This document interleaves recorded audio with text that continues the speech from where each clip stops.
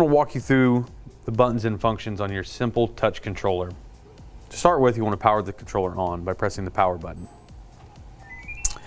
Now you'll see that it shows your mode displayed in the top left, your fan speed in the top right, set point below, and then you'll have your power, mode, fan, swing, wind free, and long buttons, temp up, temp down, OK button, outing button, sleep, and timer. Your outing function, if you were to leave for an extended period of time, it's going to take control of your set point.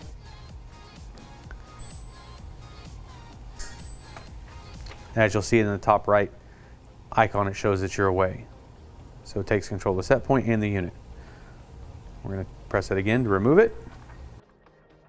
Now the mode button, you press the mode once, it'll change the mode. That goes to dry, fan, heat, auto, and then cool. Same for your fan. If you press the fan button, the fan speed will change.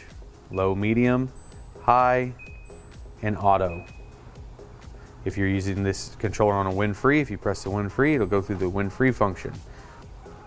The swing button will change your louvers, and you also have the long throw button so you can get that fan to speed up and throw that air across the room.